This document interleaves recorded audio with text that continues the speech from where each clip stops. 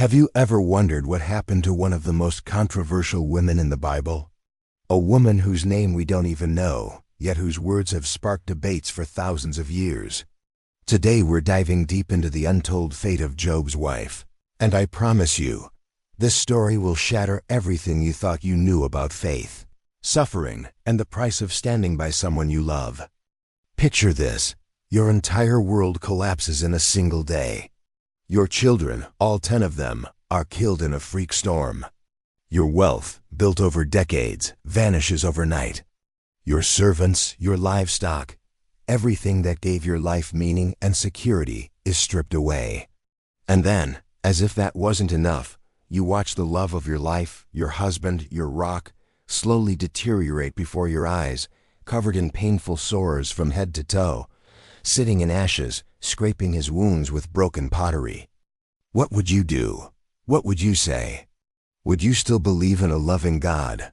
Or would you reach a breaking point where faith itself becomes unbearable? This is exactly where we find Job's wife.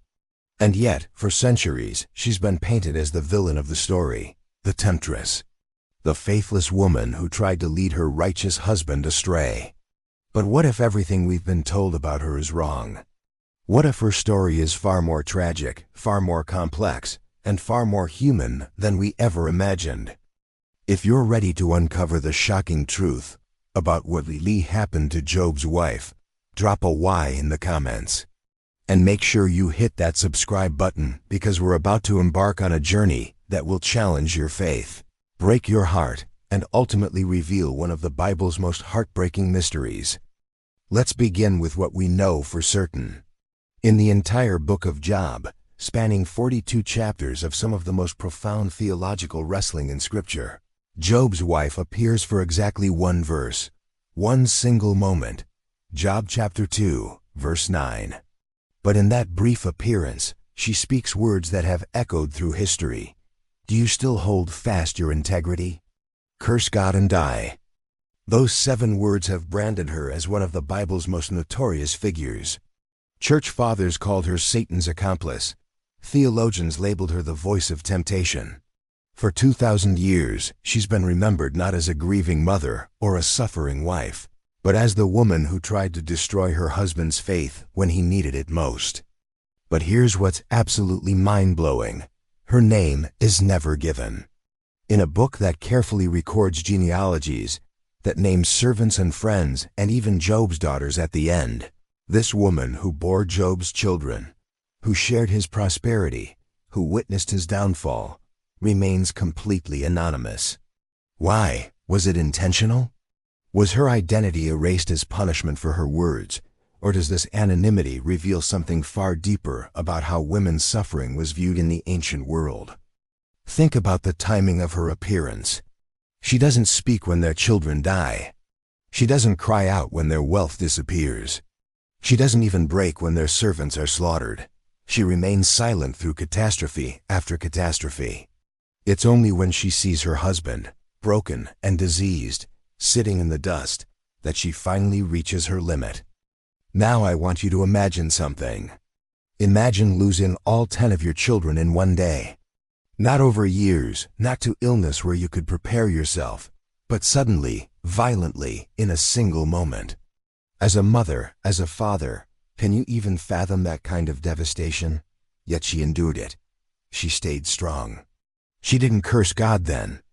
But when she sees Job scraping his sores with broken pottery, when she witnesses the physical agony added to their emotional torment, something inside her breaks. And that's when she speaks those infamous words. But here's where it gets fascinating. And this is something most people never learn in church. The Hebrew word she uses isn't actually curse. The word is barak, and it literally means bless. Now every English translation renders it as curse, because they assume it's being used euphemistically. But what if it's not? What if Job's wife, in her moment of deepest despair, is actually saying something completely different? What if she's saying, bless God and die? What if she's telling her husband to maintain his integrity to the very end, to bless God with his final breath, rather than continue suffering? This changes everything, doesn't it? Suddenly, she's not the temptress trying to lead Job away from God. She's the heartbroken wife who sees death as the only escape from unbearable suffering, encouraging her husband to meet that death with dignity and faith intact. But the mystery deepens when we look at what happens next in the story. Job responds to her by saying, "You speak as one of the foolish women speaks." Harsh words from a man we're told is righteous and blameless. But notice something crucial. When God later rebukes Job's friends for their wrong theology, he never mentions Job's wife. She's not condemned. She's not corrected. She simply disappears from the narrative. And that's where the real mystery begins. What happened to her? Where did she go? Why is she completely absent from Job's restoration? At the end of the book, we read about Job's incredible comeback. His wealth is doubled. His health is restored. He has 10 more children. But there's no mention of his wife, none. It's as if she vanished into thin air. Some scholars argue that she died during Job's trials, that the suffering was too much for her to bear.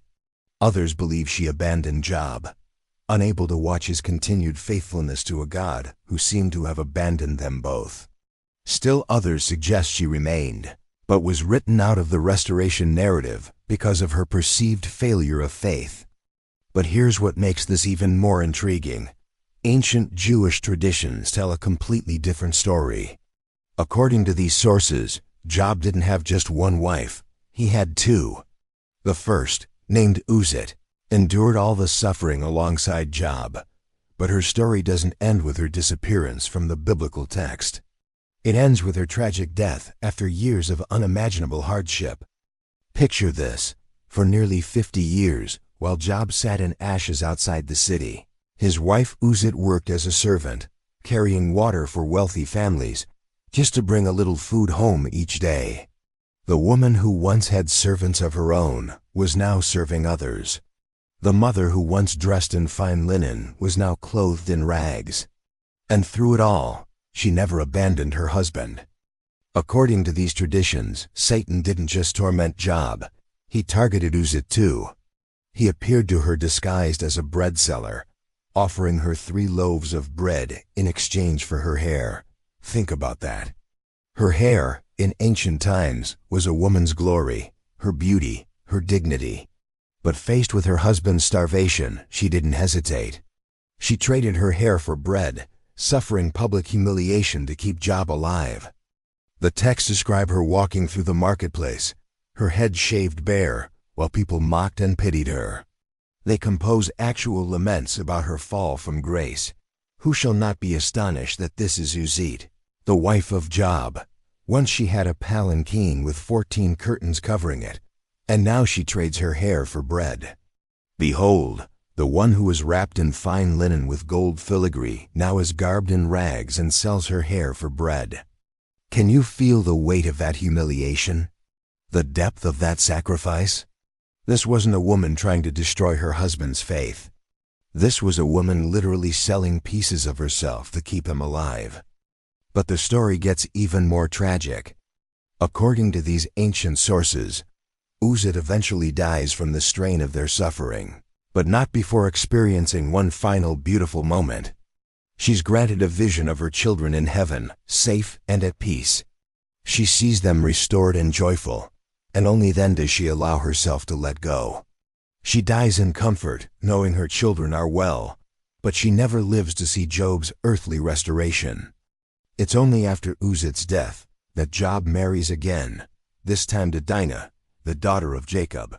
Yes, that Dinah, the same woman from Genesis who survived her own trauma and tragedy. And it's with Dinah that Job has his 10 new children, that he experiences his complete restoration.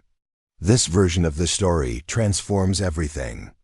Job's wife isn't the villain who disappeared in shame. She's the tragic hero who sacrificed everything, who endured until her very last breath, who died just before dawn broke on their long night of suffering. But here's what's absolutely crucial to understand. Even if we reject these later traditions, even if we stick strictly to the biblical text, the silence surrounding Job's wife's fate speaks volumes. In a culture where women's worth was often measured by their connection to men, her absence from the restoration narrative isn't necessarily a judgment on her character. It might be a reflection of how women's stories were simply not considered worth recording. Think about it. The biblical account focuses on Job's testing, Job's faithfulness, Job's restoration. But she experienced every loss he did, except for the physical affliction. She lost the same children, the same wealth, the same social status. She watched the same servants die, mourned the same losses. Yet her suffering is barely acknowledged, her response is criticized, and her fate is ignored. This isn't just about one woman from an ancient story. This is about how suffering affects entire families, how trauma ripples through relationships, how the people who stand beside the officially recognized sufferers often bear invisible wounds that go unacknowledged and unhealed. Job's wife represents every caregiver who has watched a loved one suffer and felt powerless to help. Every spouse who has reached the end of their emotional rope. Every person who has questioned God not from a place of rebellion, but from a place of exhausted love. Her words, "Do you still hold fast your integrity? Curse God and die," might not be the voice of temptation at all. They might be the voice of mercy, the cry of someone who sees death as the only escape from unbearable pain. They might be the desperate plea of a wife who would rather see her husband die, with his faith intact, than watch him suffer indefinitely. And if that's true, then her absence from the restoration isn't divine punishment. It's one of the Bible's greatest tragedies. The woman who sacrificed everything, who endured every loss, who stood by her husband through the darkest night of their lives, never lived to see the morning. But the mystery doesn't end there. Because if Job's wife died during their trials, if she never experienced restoration, what does that say about divine justice? What does it mean for those who suffer alongside the officially chosen ones? And if she didn't die, if she was simply written out of the story, what does that reveal about whose suffering gets acknowledged and whose gets forgotten? These questions cut to the heart of faith itself. They challenge our comfortable assumptions about how God works, about who gets blessed and who gets forgotten, about the price of standing by someone you love when the whole world seems to be collapsing around you. The deeper we dive into this mystery, the more we realize that Job's wife isn't just a footnote in an ancient story. She's a mirror that reflects our own deepest fears about faith, about what happens when our world falls apart, about whether God truly sees the suffering of those who aren't center stage in the grand narrative. And here's where the story takes an even more fascinating turn. Because while the biblical text remains silent about her fate, the rabbinical traditions don't just tell us what happened to her. They reveal something that will absolutely blow your mind about her true identity. According to the Talmud, Job's wife wasn't just any woman. She was Dinah, the daughter of Jacob. Yes, that Dinah, the same woman who survived one of the most traumatic events recorded in Genesis. The woman who was violated, who watched her brothers commit mass murder in response to her assault, who lived through family dysfunction that would make modern soap operas look tame. Think about what this means. If Job's wife was indeed Dinah, then she wasn't some sheltered, privileged woman who cracked under pressure. She was a survivor. Someone who had already walked through the valley of the shadow of death and emerged on the other side. Someone who understood trauma intimately, who knew what it meant to have your life shattered by forces beyond your control. This context completely transforms her words to Job. When she says, "Do you still hold fast your integrity? Curse God and die," she's not speaking from weakness or faithlessness. She's speaking from experience. She's been through the worst humanity has to offer, and she knows that sometimes the only way through unbearable pain is to acknowledge that it's unbearable. But here's what makes this interpretation even more powerful. Dinah's story in Genesis doesn't end with her trauma. She survives. She endures. She becomes part of the ongoing narrative of God's people. And if she is Job's wife, then her story doesn't end with those controversial words either. It continues through their shared suffering and into whatever restoration awaited them. Now, I know what some of you are thinking. These rabbinical traditions aren't scripture. They're later interpretations, stories told to fill in the gaps that the biblical text leaves open. And you're absolutely right. But here's why they matter. They reveal how thoughtful people throughout history have grappled with the same questions we're asking today. They show us that the mystery of Job's wife has been troubling believers for thousands of years. And that mystery becomes even more complex when we examine the linguistic evidence I mentioned earlier. Because it's not just that the word barak can mean both bless and curse. It's that the context of Job's wife's statement suggests she might have been offering her husband the most loving counsel possible under impossible circumstances. Picture the scene again.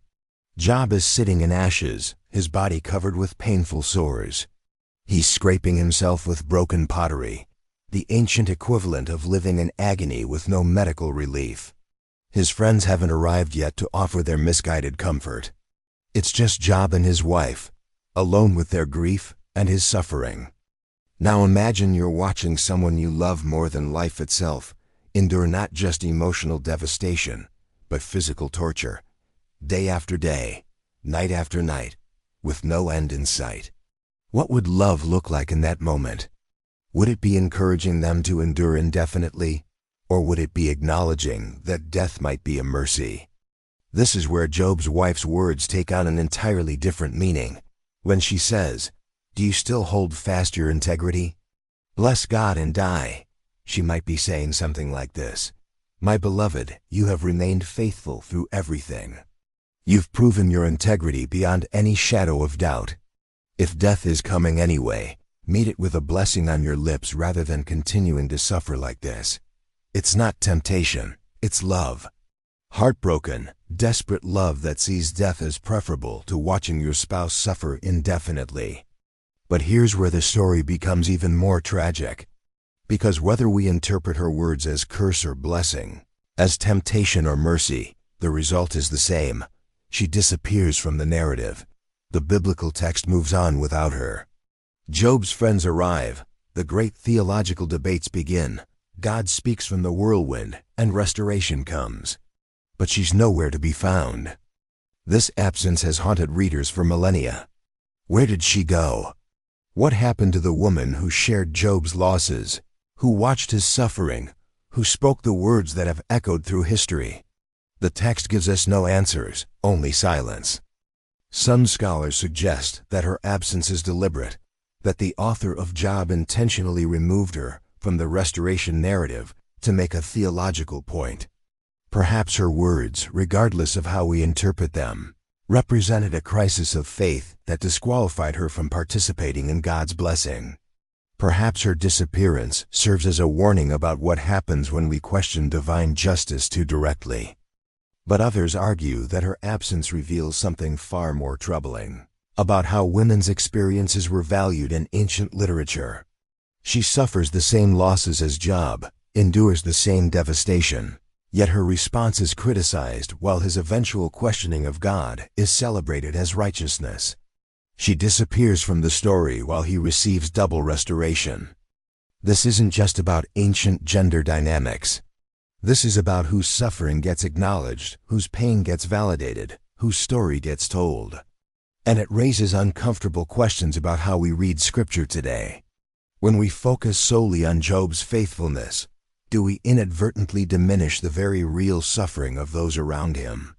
When we celebrate his restoration, do we forget to ask what happened to the others who walked through that dark valley with him? The mystery deepens when we consider the children. At the end of Job's story, he has 10 more.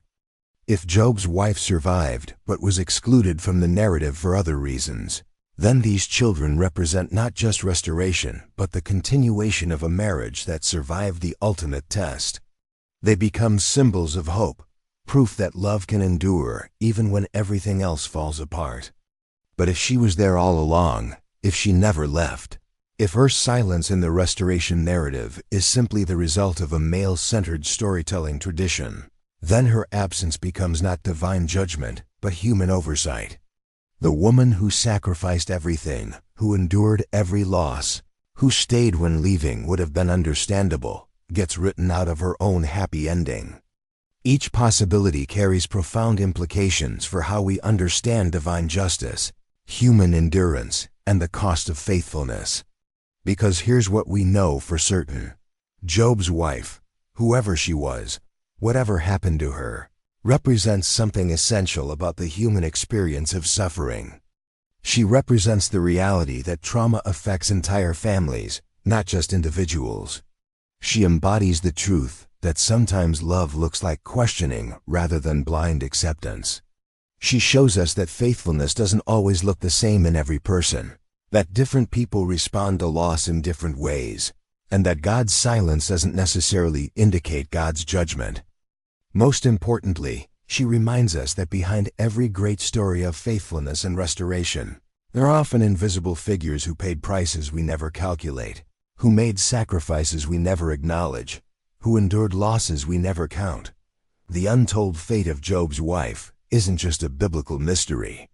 It's a mirror that reflects our own assumptions about who matters in God's story, whose suffering counts, whose endurance gets rewarded.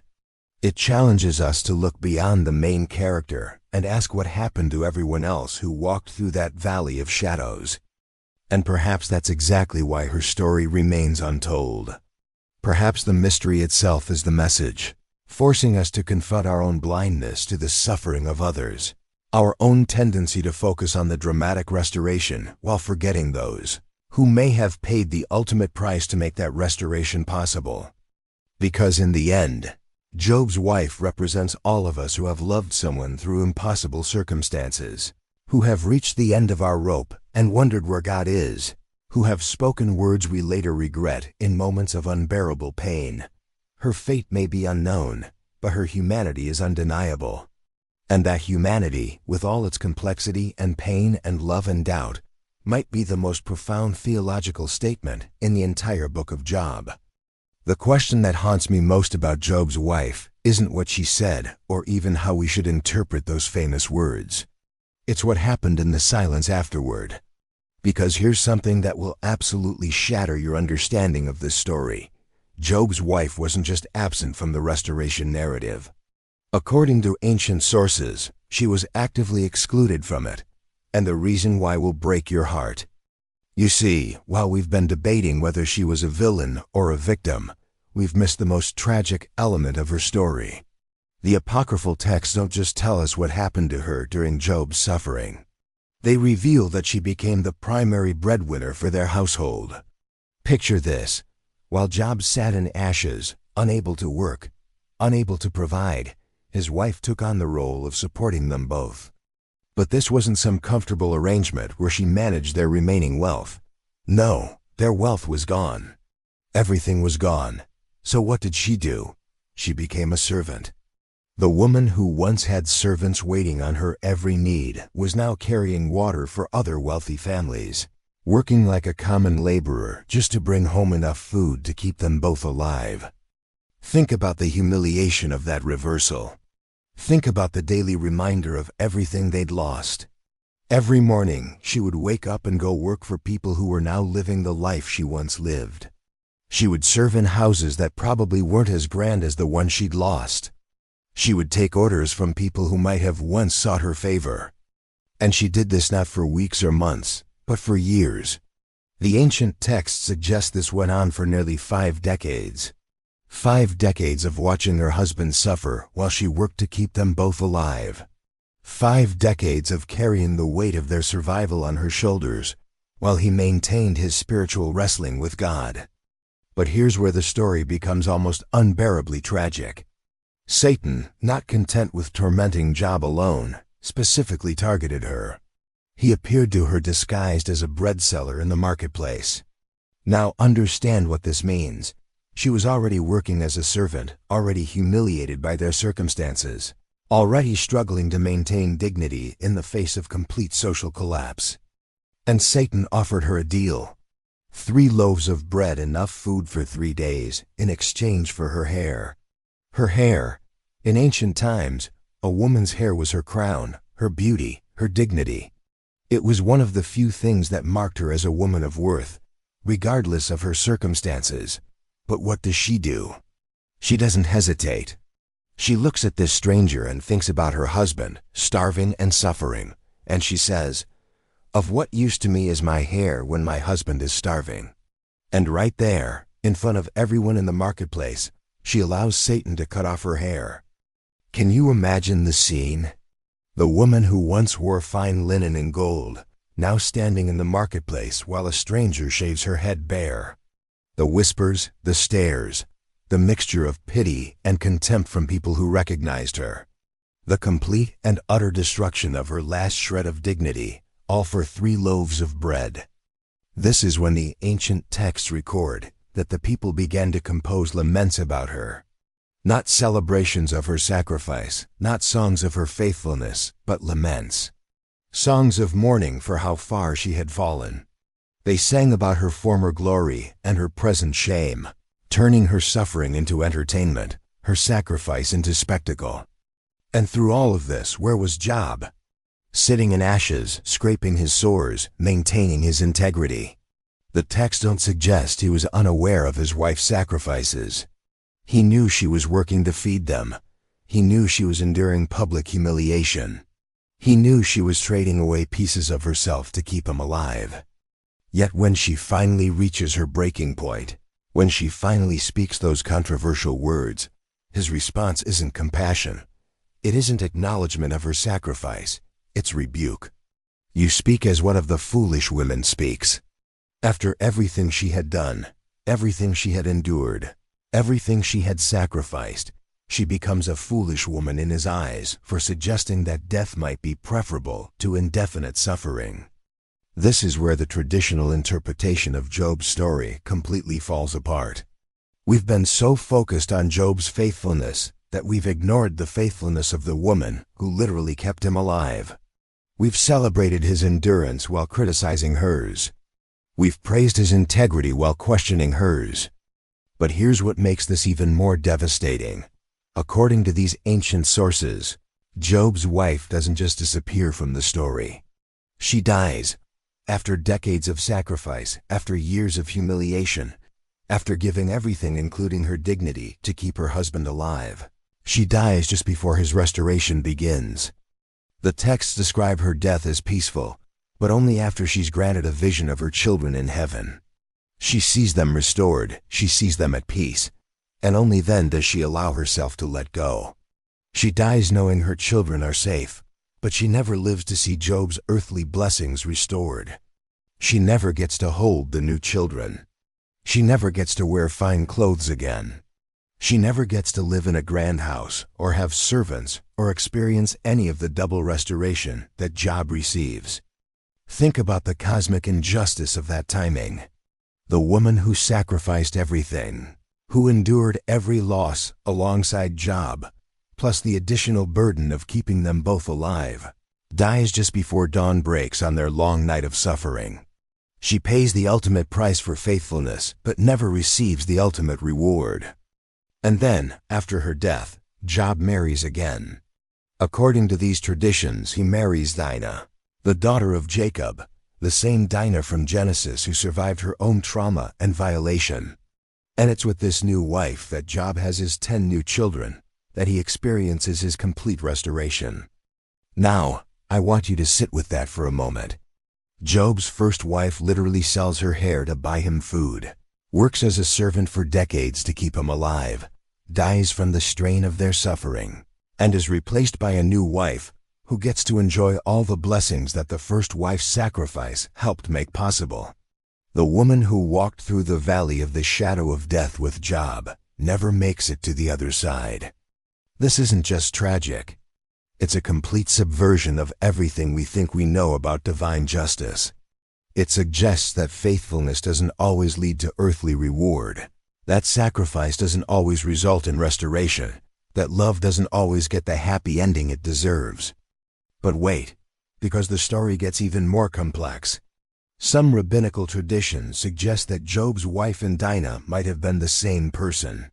That Job was married to Dinah from the beginning, that the woman who endured all that suffering was Jacob's daughter, the survivor of the Shechem incident, The woman who already knew what it meant to have your world destroyed by forces beyond your control.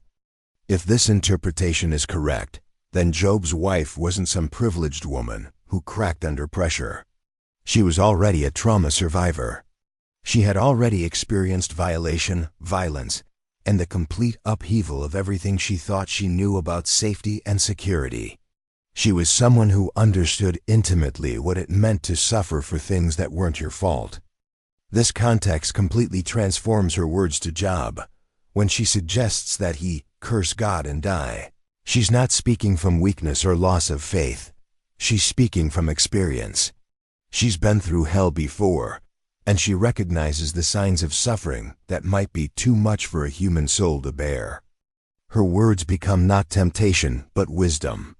Not the voice of Satan, but the voice of someone who has learned that sometimes survival requires acknowledging when the cost of living has become too high. She's offering Job what she might have wanted someone to offer her during her own darkest moments: permission to let go if the burden becomes unbearable.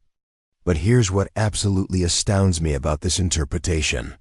If Job's wife was indeed Dinah, then her story doesn't end with death before restoration. It ends with her being part of that restoration. The same woman who survived violation and trauma in Genesis becomes the woman who survives testing and trial in Job. The survivor continues to survive, and more than that, she thrives. This version of the story transforms Job's wife from tragic victim to triumphant survivor. It suggests that her controversial words weren't a crisis of faith, but the wisdom of someone who had learned that questioning God isn't the opposite of faith, it's sometimes the deepest expression of it. Yet even this more hopeful interpretation leaves us with troubling questions.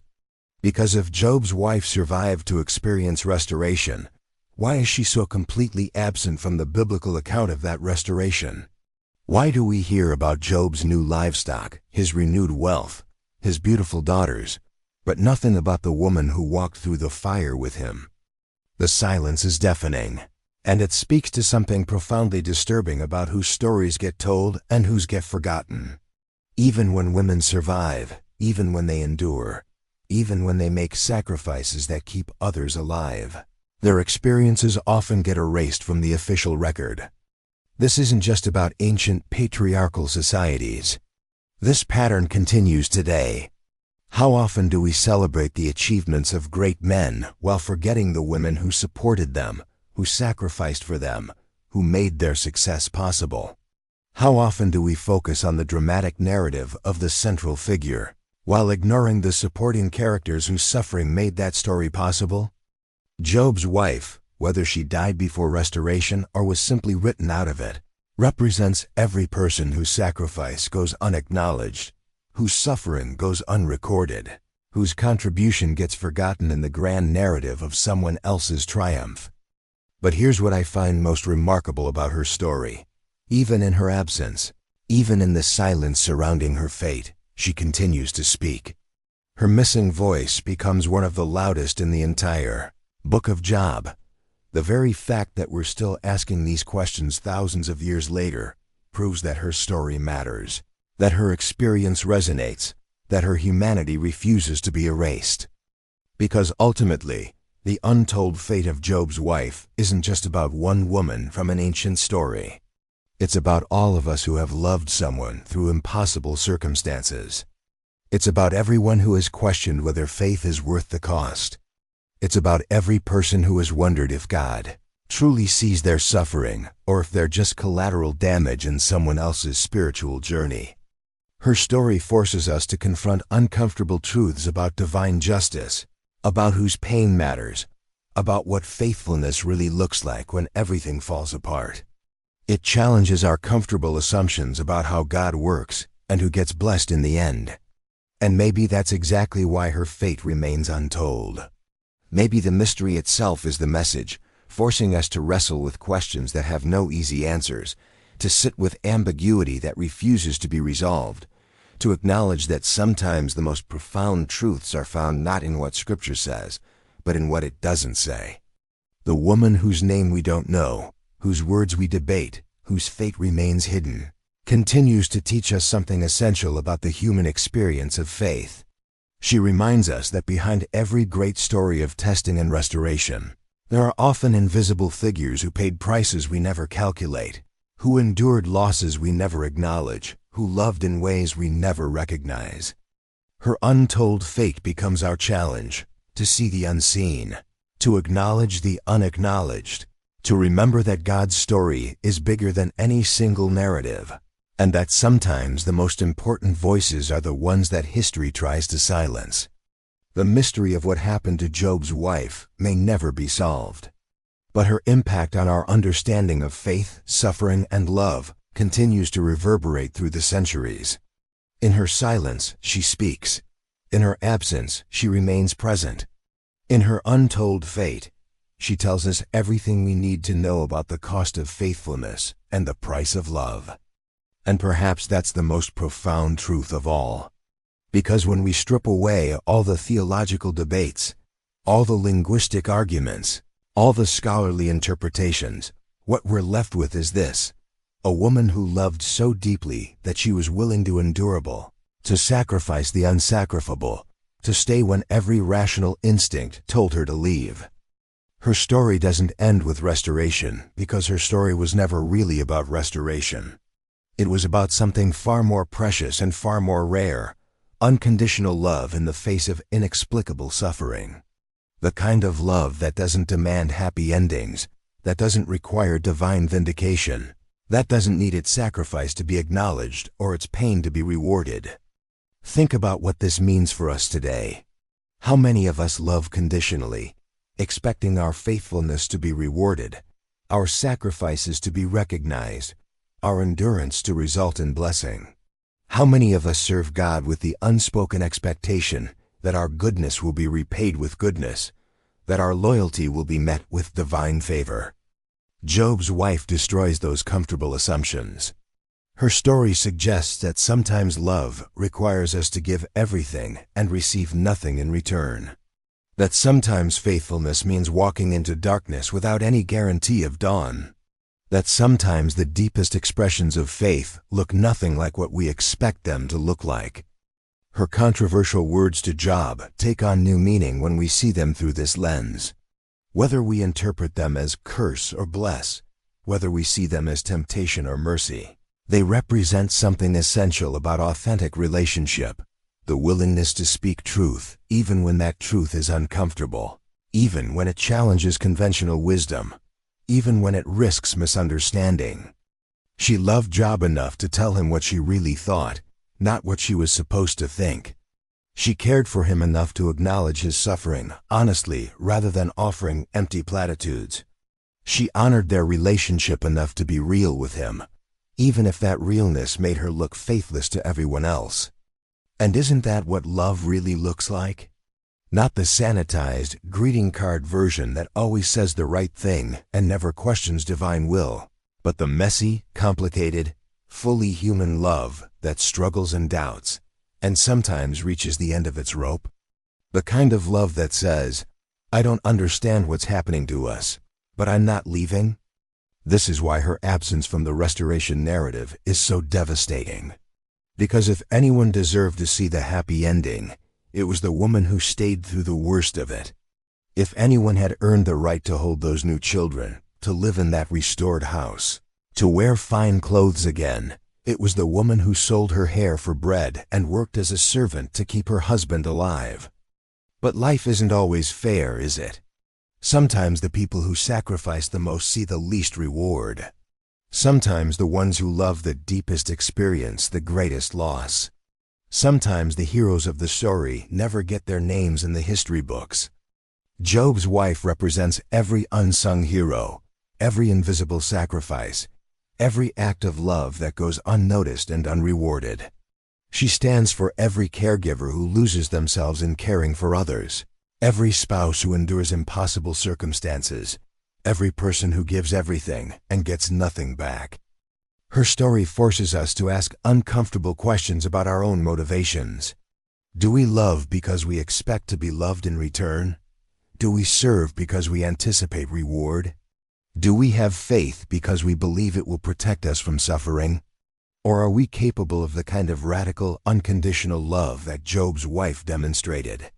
Because here's what I think is the most profound lesson from her untold fate. True love doesn't require a happy ending to be meaningful. True faithfulness doesn't need restoration to be valuable. True sacrifice doesn't demand recognition to be sacred.